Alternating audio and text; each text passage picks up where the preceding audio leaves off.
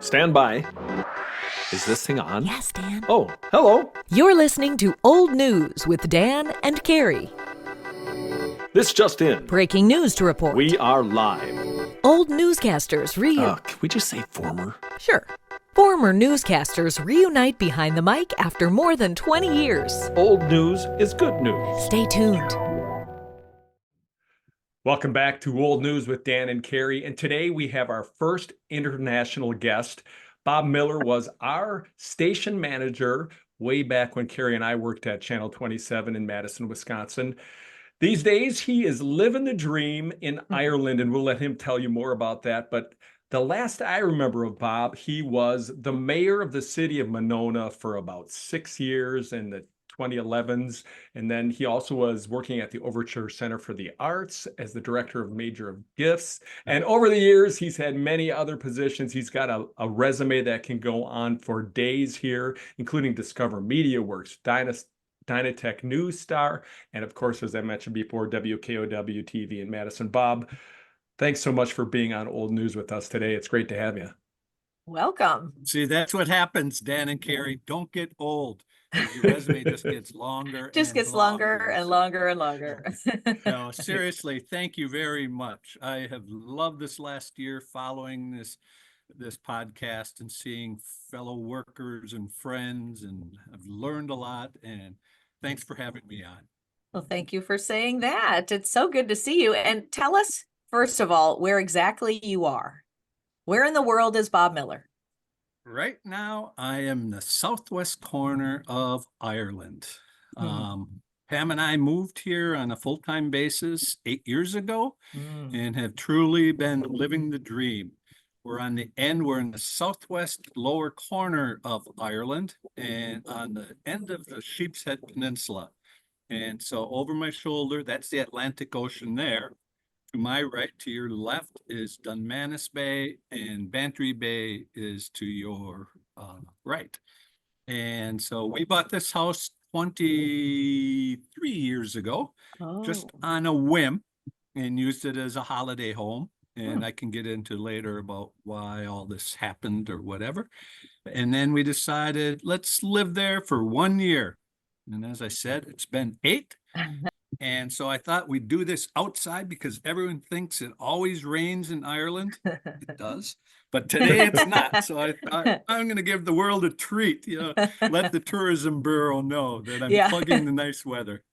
Yeah, we caught you on one of your nice days, one of your 3 nice days of the year, right? Exactly. It's beautiful. And it's what a view. A lot better than our pegboard backgrounds, but we'll take it. No. I love your open. You guys did. I guess Greg helped a little bit along the way. Greg Sheevy. I truly, I'm sincere when I say I've watched them all. I've enjoyed it.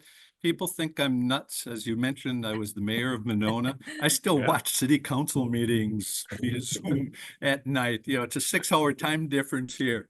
When I go back, I'll talk to the current mayor and alderperson, and they're going, "What the hell? Are you watching these still?" And I'm like, "Yeah, I'm interested." So, you like to be plugged in. It's hard I to love leave podcasts. Well, and it's hard to leave it, right? Because you're so plugged into that for so many years, and then to just leave it and not watch. And it's kind of like what we've talked about with a lot of folks who worked in the TV news business. And you're kind of along the same lines. It's maybe a very short part of their careers, but it still has this impact on your life for a real long time. And it seems like you kind of still have to pay attention. And I was going to ask you, I was looking at your resume. And some people. Yeah, right. I was looking at your resume, and really, you weren't at KOW as long as you were at a lot of other places. But tell us, first of all, how you came to be at WKOW. So I grew up I'll take it way back. Take it way back, the way back machine. Was a large part, yeah. And when you ask, how did you get into it? So I grew up in northern Wisconsin on an Indian reservation, the Lac du Flambeau Indian Reservation, in the middle of nowhere, much as I live in Ireland, in the middle of nowhere, and led a pretty sheltered life up there. Don't have any native blood, but beautiful, beautiful place. My father bought land there after he returned from the war.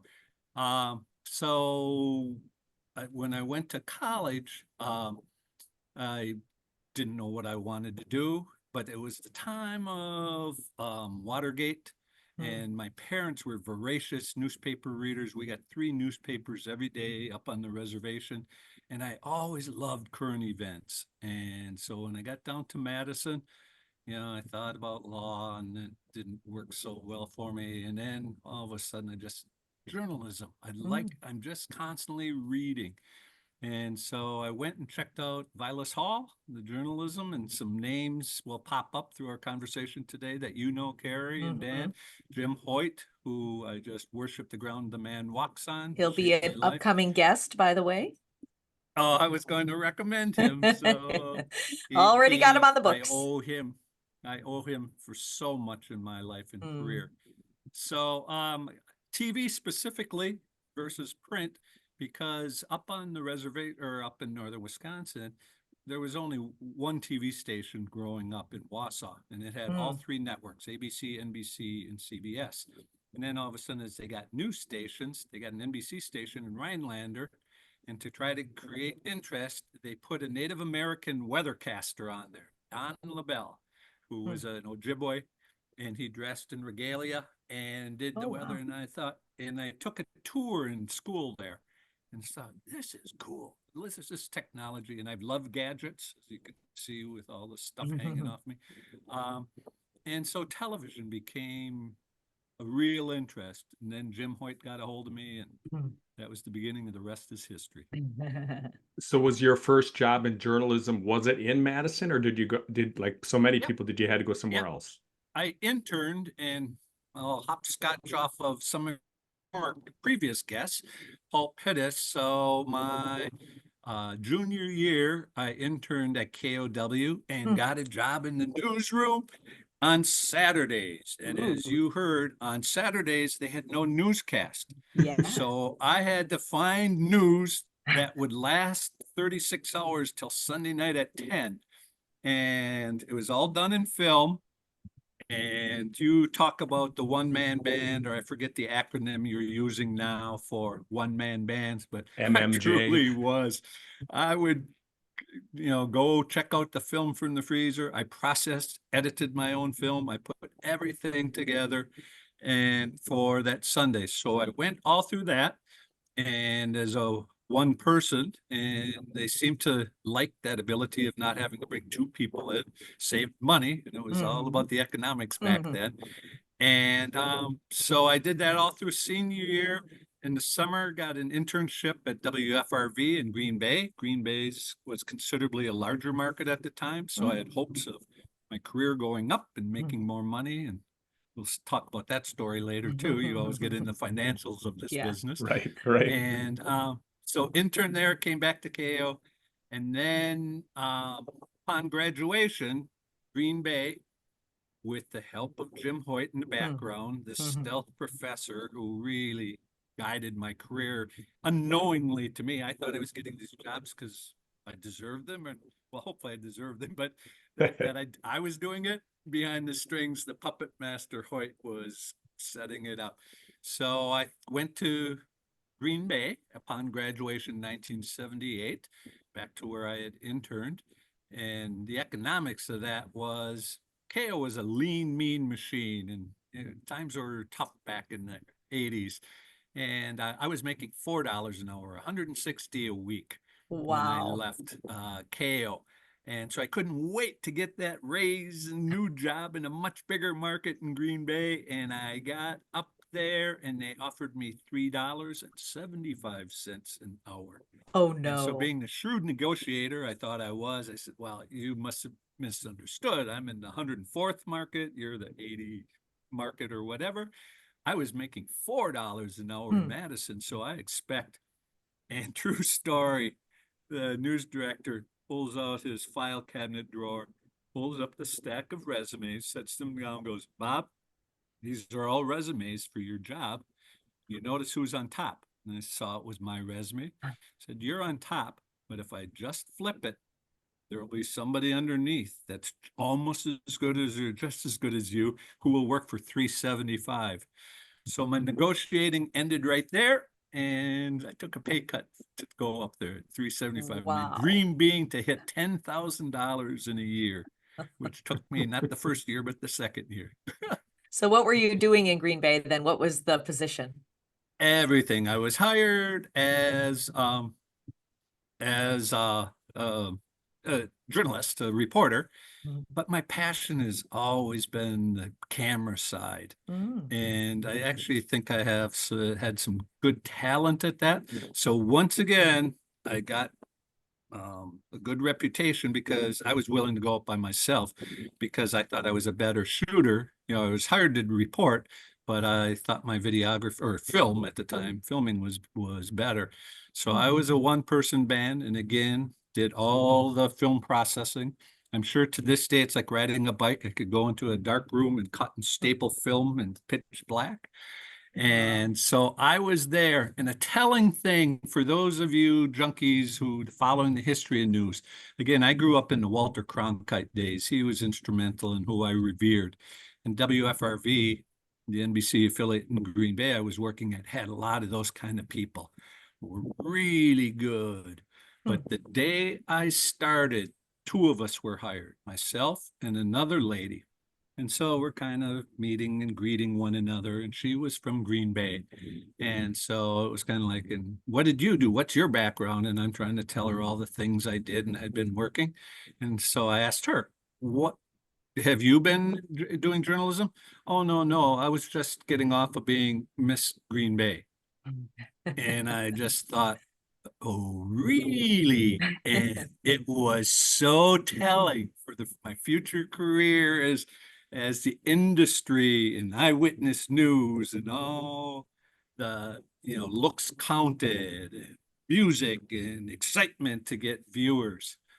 And so I was there for a year, and they brought in consultants, the dreaded consultants that came into TV and turned the newsroom into an eyewitness newsroom.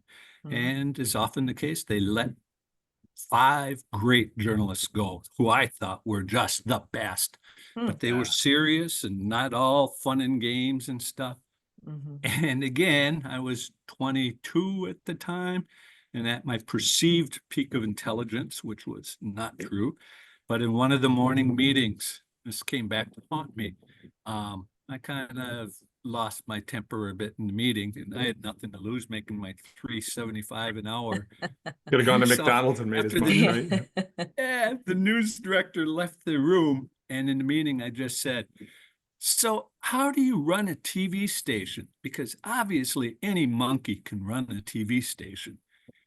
And everyone looked like, oh, the new kid, that's how you'll lose your job. But that didn't happen. But after the meeting, one of the reporters who I liked took me aside, and I owe her a lot too. She said, are you serious? Would you be interested in running a TV station? I hadn't really thought about it, but I was so bitter about all these people they let go and were hiring beauty queens. And I said, well, I'd like to get into management, sure. And she said, well, just a bit of advice. If you really do, the newsroom's probably not the quickest path to management. It's sales. Sales. And I didn't know sales. I had no idea. But I did a job share with a salesperson at Green Bay who wanted to get into news. And so we cross-trained one another to learn about it. He had a bit of a stutter. And I always thought, well, geez, I don't know how you're going to do on news. I knew I wasn't going to go anywhere because I don't have great elocution skills. And I thought, well, I'll help him.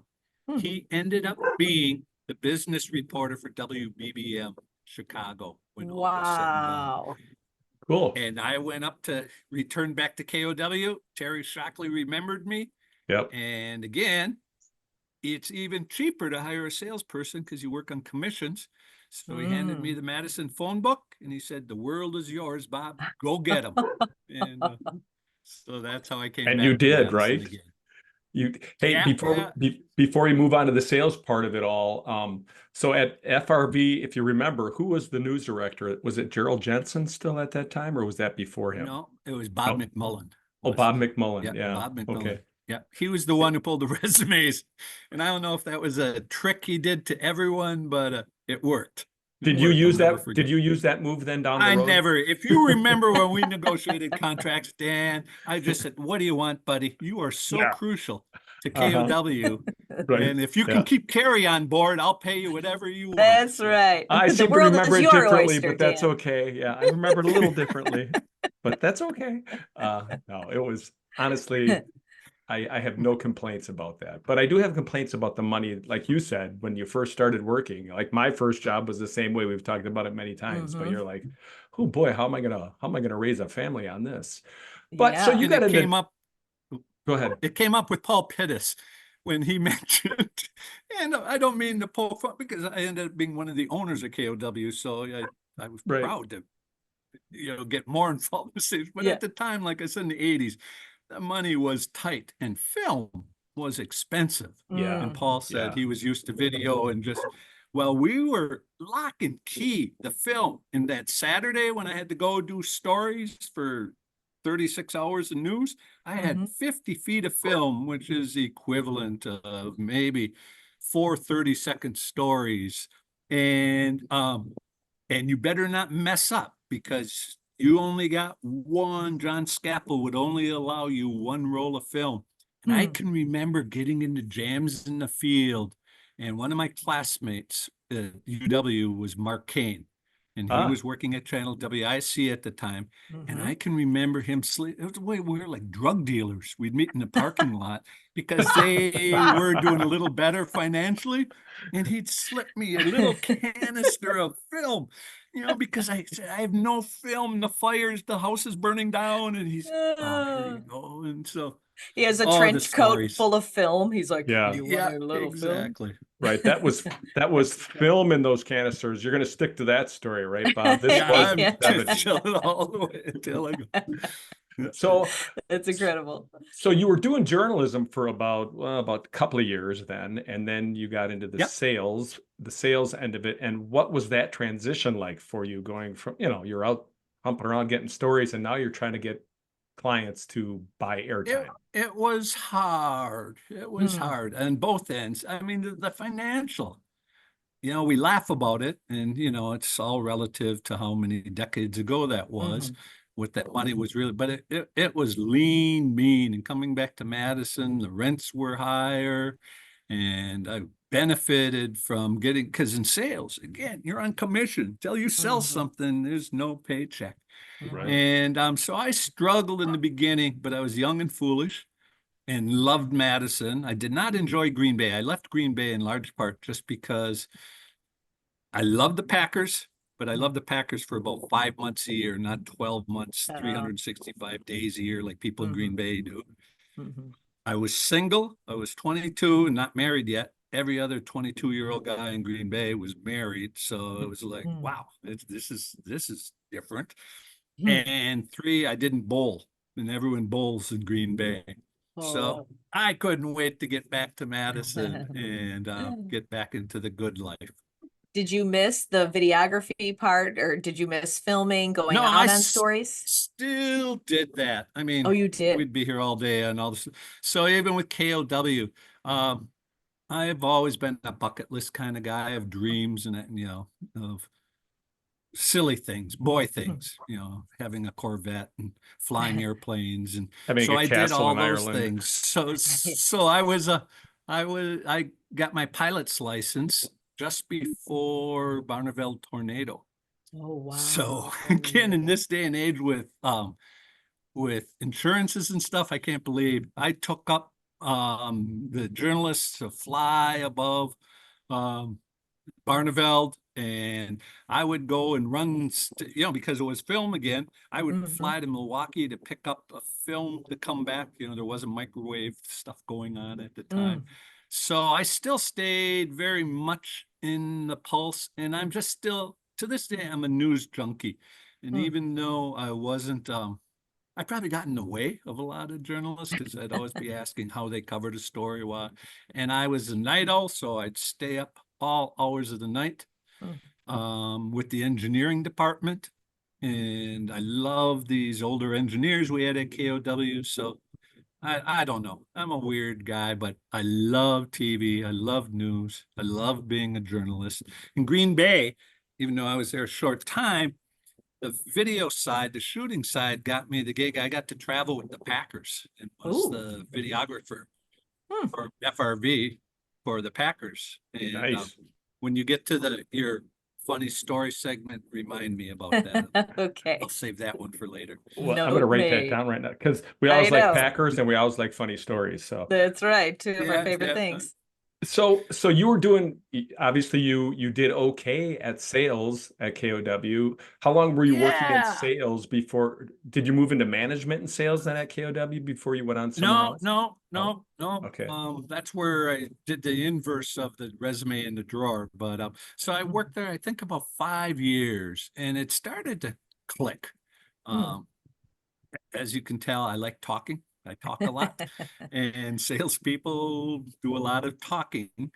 And there were Bob Selvey was the sales manager, Mark Frisch, face from the past, and my best friend, my best man, who is landing in Ireland as we speak, Ken Mhm. Simmons. Ah. He took me under his wing and they trained me well. And the turning point was this time of the year, political advertising. Yeah. Mhm. And so trying to get accounts, I was the new kid on the block. So all the car dealers were taken by the other salespeople. So what am I going to call on? Unless a new business came, I was struggling.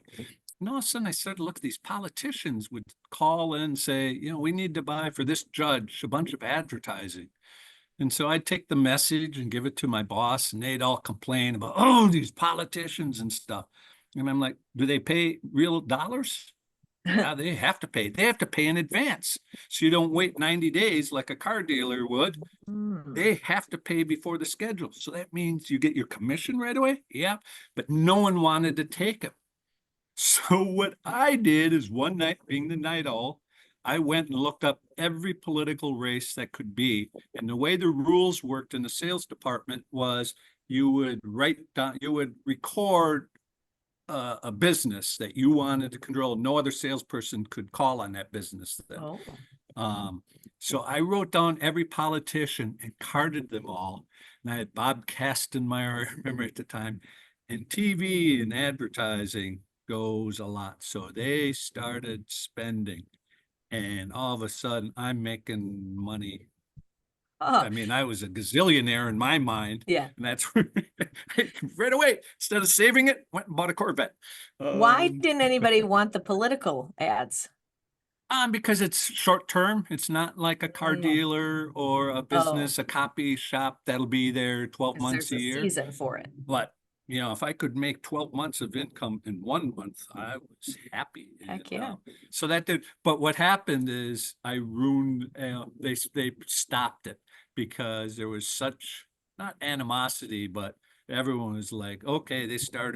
Everyone started recording politicians, not even knowing if they were going to run, but just in case, because they saw what I had done. Interesting. So, well, and it's Yeah. really interesting because obviously now I think you tell me, you probably know this better than we do. Politics kind of keeps TV stations going. It's embarrassing. It's, and again, I'm talking through both sides of my mouth. I'm living in Ireland, I'm sure, and in part because I ran TV stations that did a lot of political advertising. But it's sad because, especially now, it's so negative and it's Yeah. ugly. And these Yeah. 30 seconds of air that these politicians will pay any amount of money. And the jackpot at KO would happen, ABC station, Monday Night Football was on ABC, elections are on Tuesday. And I'll never forget, we were fortunate enough to have, while I was there, a couple Packer games on Monday night just before the election. And I forget what the candidate was. He never won out of Janesville, but I remember him coming in on that Monday. And politicians write the rules for broadcasting, so you have to let them in, and you Yeah. have to give them the best deal you can. So the day of the Packer game, they came in and he wrote a check for an embarrassing amount of money to get his spot on in the Green Bay Packer game, and then lost the next day. So Was that Mark Newman? Does that name sound? Yes. Yeah, Yes. that, Good job, Dan. Yeah, that's who it yeah, was. Yeah. I remember that. Wow. Yeah. So then you left KOW after working in sales for what, 4 or 5 years, you said, and then where did you go Yeah, to? 5 years. What had happened is I really did have this management bug. And Mark Frisch was young. He later went on to WISC. Bob Selvey was middle-aged. Yeah. And those opportunities for me to be in management weren't so good. So I started, as you do, looking around. And again, the bigger the market. And I was offered a job at WFAA television in Dallas. Hmm. And I didn't want to go to Dallas, but it's really a big jump. And I know it would have been more than $3.75 an hour there. And so I went into 450. Terry Shockley, who's another name you'll hear me reference over and over again. Yes. Was influential in so much of my life, and told him what I was going to do. And I just want to give him a heads up before I told anyone else. And I had a nickname. I don't know why, very much a misnomer, but I was always called Bad Bob. And he always called me Bad. So he calls me in the office, Bad, we need to talk about this. You're not going anywhere. I said, I know, Terry, but I really do want to get into, I want your job someday, jokingly, but seriously. Yeah. And he said, well, we want to keep you around here. So you like that video so much, don't you? I said, I do. I don't know what opportunities I'll get to keep shooting down there, but, I still traveled for Mark Shapiro. I would go on the weekends to Brewers games and Packer games and Badger games. So I was working every weekend in the sports department shooting for him. And so Shockley said, well, we've got this idea. We're going to start. Jerry Emmerich was the head of production at KOW. We're Not a looking Pro at Video. starting a production company. And we'd like you to be one of the principals to start that company, because these guys aren't businessmen and you're pretty good at the business and you want to get into management. So here's your chance. So it's a little bit like when he handed me the phone book and said, go get them. In this case, they gave Jerry a camera and a van and said, go get them. We didn't have editing equipment. We didn't have anything, but we started Pro Video, and it's still alive today. And Jim Steiner has bought it. Different name, but and I was so happy. I designed the logo with an ad agency, Dick Zillman Advertising, and Pro Video, red, green, and blue, the 3 principal colors in electronic color palette. I thought this logo was so cool, of this silhouette of a camera and everything. Pro Video. So we have our grand opening party and we have the logo all over. And this Dick Zillman comes in. He goes, interesting choice of a name. Provide 0. Pro Video. It spells provide 0. And we never could live that down. It was like I was haunted. But anyways, that was fun, and it did give me a chance to build a business, and it became a great business. Yeah, very successful business. And some of those names you just mentioned, I mean, Jerry Emmerich, Dick Zillman, Jim Steiner, very good friend. I've known him for years. One of the funniest men you'll ever talk to. Yeah, he's really good. He took it to heights beyond belief. So who were your clients in Pro Video? Were you making TV commercials or were you doing other things? Yeah, TV commercials, a lot of industrial. Mercury Motors, I remember, was one of the first jobs, and I knew quite a bit, but I didn't know everything. And that's where I learned about rights to music. And so we were shooting all the new Mercury motor boats on Lake Geneva. And my so hometown. I found an audio track by Jean-Luc Ponty, this jazz violinist. And I thought that would be great with this. And I put it on there, and boy, all of a sudden that ran. And a lawyer calls from Jean-Luc Ponty and says, no, he does not use his stuff for commercial. And so we had to write a bit of a check there for him. And so a lot of industrial. The key, the one, and I just went to concerts on the square with him when I was back in Madison this Somerset, and had the best time with the one and only legendary Crazy TV Lenny. I was going to say Crazy TV Lenny has to be part of this. American TV was the biggest client. This isn't very big, but this is colossal. This is kind of small. This is Colossal, and at American, Colossal means 308 Colossal sale items. Colossal 50. Colossal 50. A tough client, but it was a big pro video. And stepping back one again, this is one. I'm sorry, stop me. No, 'cause this I is know awesome. This is great. But this is another of your guests that I just really, really enjoyed working with, was Ken Syke. Ken was And he's a great guy. Kenny P. Syke, I just loved. And he was in sports.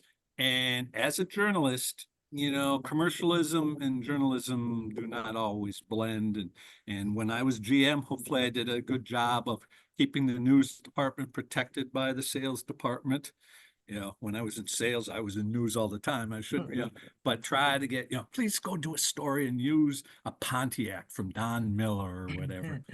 And before I was going to go to Dallas, my last thing I did was, and it's probably one of my proudest, most fun times, but Don Miller was my client, no relationship, the nicest man on earth, and tough to deal with, tough negotiator, and came up from car dealerships in Chicago. And he was very good. He'd only buy one station. So to beat out Channel 3 and 15 really added to my pride in getting him on. But all of a sudden, I don't know, for some reason, I just went in. Sometimes we were very competitive. I used to play a lot of racquetball as he did. And we would play racquetball. And, you know, he's a gazillionaire and I'm making my $3. And he'd want to bet on these matches and stuff. And so one day I said, Don, I'm going to come with you with a proposal. I want 100% of your advertising budget for the year to run one campaign. Because I knew what he spent. I didn't have his newspaper spending, but he said, well, I don't know what you're drinking, but, you know, I don't know. He said, I'll come and bring it forward. So what we did, make a long story short, designed what became the Don Miller Smash. And it was a 10-day advertising program. Smash standing for Don Miller's most spectacular Madison auto sale in history. Smash, the Don Miller Smash. Ran for 10 days. And I got Ken Syke to be the spokesperson for it. And what it was, every 15 minutes on WKOW TV, a commercial ran. Wow. Every around 24, as long as they were on the air, it was smash, and it was kind of like, come on down right now. In the next 2 hours, you can get a car for 30% off. And you know, I miss those had the commercials. Brewers at the time. Yeah, and it was, and even better, going back before that, there was no live commercials. You look at the anniversary videos of KOW, you see the news guys selling Standard Oil stuff on the news desk or whatever. Those days were gone. We brought them back with the Smash. Ken Syke would do live commercials during the newscast from Don Miller's dealership. And the same thing. Come on down now. First person in here will get this, and with some used car. We'll give them this car because this is the Don Miller Smash. And you know, again, this has been a few years, but when I was last with Don, he said it was still the biggest month in the history of all his dealerships. Really? The Smash. So he wanted to do it, and I left then, but Ken continued. And pretty cool. It was fun. TV is fun, has been fun. It's been hard, it's been sad, but it's also great. Well, obviously creativity counts too. I mean, not just in journalism, and that's something you do learn when you're a journalist, but you kind of carried that into the sales side of it. And then I'm sure moved it forward into some of the other jobs you did. So, because you also then after pro, didn't you go into like some graphic work? And then we had Dynatech News Star. Some Went of those... to Dynatech. Terry Kelly, the weatherman at KOW, started this company called Color Graphics. Color Graphics, and I was in sales at KO, and a big thing television does, and it's big news over here in Ireland right now, but and it didn't go over well, but rather than use cash, let's say you need a news car for the news department. So you'd go to a Don Miller and Oh, say, you give us a car and we'll give you the commensurate amount of advertising to pay for it. It's called trade or barter. Mhm. And it's a Mhm. good way with cash flow, and it still has to be accounted for and Mhm. all those kind of things. So, there would be a lot of that going on to get things. And Terry Kelly was the weatherman, was in a little attic and back in the prop shop in the garage of KOW, and created this monstrous company. Yeah. But he had gone to school at the School of Meteorology in Madison, and with some of the professors there who approached Terry and said, we've got this idea, because they were using these huge Cray computers to program weather data and making maps. And they said, boy, if you could get this down to a consumer level, a broadcast level, instead of these guys doing circles with magic markers and song and dance and everything, you could do this with a computer. Well, Terry said, come on, if you guys all quit your jobs at the U and come and work. Terry didn't quit his, he got his. But these Right. professors risked their job, and Dick Daly was one of them. And they came, but they needed computers. So Terry talked to Shockley, and I was handling the Apple computer store in Madison at the time. And so he and Shockley worked out something, probably rent to Shockley for computers. Bob, come on in. We need, LA needs a bunch of computers. So I went and got these Apple computers, and that was the first, Terry, Weather Central and Color Graphics was the name of the company, was, if not the first, one of the true pioneers in weather graphics systems. Oh, yeah. And so Terry liked what he saw and getting those computers. So he said, why don't you come and sell them now? So then I started that whole career and worked my way up to running that company as vice president. And then Terry sold the company to a public company out of Boston called Dynatech. Yep. Mm. And Dynatech was a public company where 90 days, live or die, 90 days. And they had a broadcast division. There were 13, significant number, 13 presidents. I was 35 years old when they let go my predecessor at News Star. They fired him Oh. over 4th of July weekend, came to my Ooh. house in Madison, said, Bob, we heard you've always wanted to run a company. You're going to run one starting Tuesday. Monday was a holiday. Oh And I'm my. like, what? And because I loved color graphics and News Star, and they were in the same building, but very competitive. So all of a sudden I get announced on Tuesday morning as the new president. Didn't even know where the bathroom was. And now I'm running the company. Whoa. And that's what opened up the world to me. So Well, we can talk and about and that New too. Star too. Didn't New Star have talk about cutting edge technology and things like that? Didn't New Star develop an editing system that we were using at WKOW that was Yeah. kind of groundbreaking, I think? Yeah. Yeah, that's weird. I mean, you hear me say, I'm so proud of it. There's a lot I'm proud of. I've had just a lucky. And one thing I always warn people that they say, Bill, you've done so much. I'm a mile wide of knowledge, but only about 2 inches deep. So I'm not an expert on anything, but I have an interest in everything. Yeah. And so I get enough to be dangerous or to be at least a little successful with. So that was a product called Edit Star. And I actually was the designer of that product with Dandis Jardins, who worked for me at News Star. And I have a patent. Bob Miller has a United States patent for that. And Ampex was the company, or Grass Valley bought that patent from Dynatech. And I got $1, another Oh. pay cut down from 3 to give up that patent. But I have it framed still somewhere in a box back in Madison is the patent for Edit Star. And that product developed, and the companies got sold left and right, and I had left long before that. And, Yeah. but yeah, it's one of my most proud moments. Designed literally on a napkin in Montreux, Switzerland. I was with, Wow.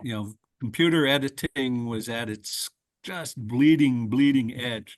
And I made a good friend by the name of Bill Furster out of Washington, D.C., and he had a PC animation system. And I told him, instead of having to type and no programming, I'm a dumb journalist. I just want to write hi, my name is Bob Miller, and have the video just jump in there and fill it and do it. So we made that product. There were a lot of them sold over the years. I'm sure. Well, and I remember, I mean, and because we were kind of a test kitchen, if you will. Weren't Not we? kind of. Not, You we were a Yeah. test kitchen. You were. Yeah. And so, I mean, because we were, it was this transition time where everyone had been used to having everything on videotape, and you'd take the pile of videotapes, you know, as long as your arms were, they were stacked with tapes to your chin, and the producer would walk down the hall with the stack of tapes to the back because it 65 was for the so morning new. show. Yeah, because it was so new, we still use the videotapes or those VHS tapes as the backup tapes.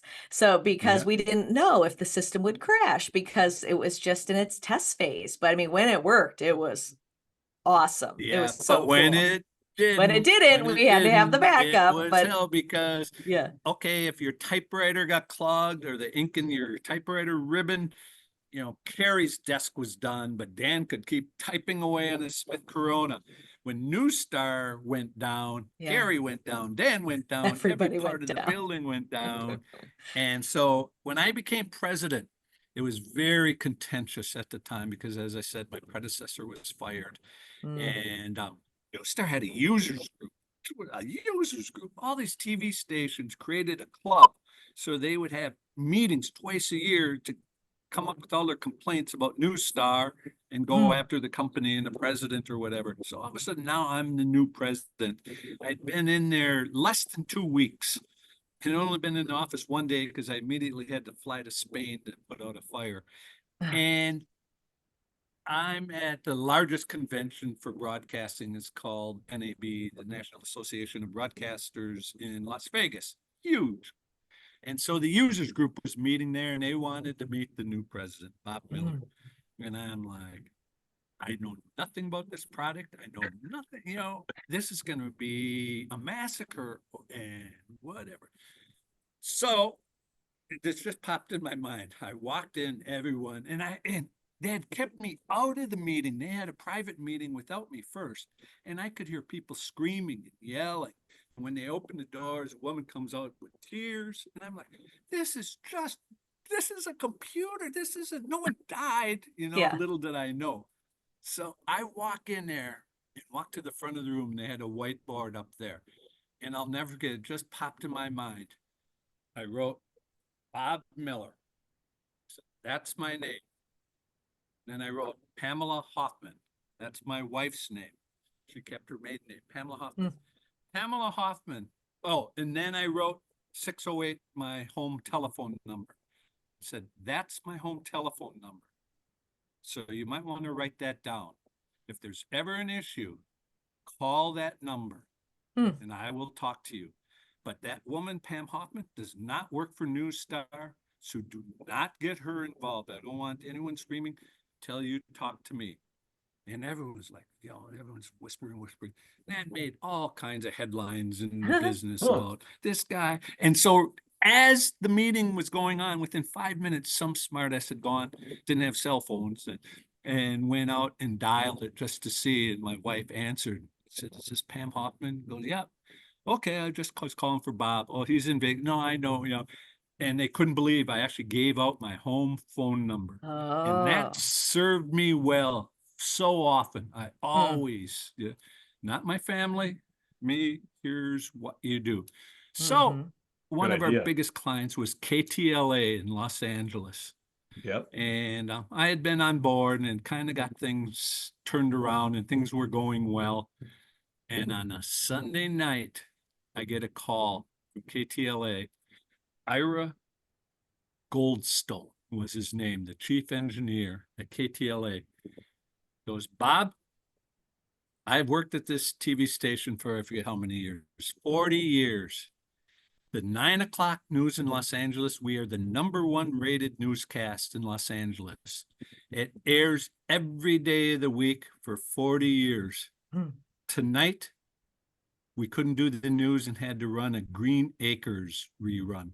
Oh, no. So we have a meeting tomorrow morning, Monday morning at 8 a.m.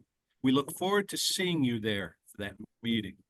This is after 9 o'clock at night, Los Angeles, so 7. So it's about 8, 9 o'clock when I get this phone call. Wow. Madison's not the biggest airport in the world. So I had to charter a plane to get to Chicago. I was in that meeting Oh at 8 my o'clock in Los goodness. Angeles the next morning. And again, we ended up becoming friends. But oh, that was another headline maker. Green Acres instead of the news. Oh, yikes. Well, So, I'm sure I mean, you when heard Not this. everything was perfect. but when you walked into that meeting, what did you do? What did you say? Just kind of that I'm a listener. Mhm.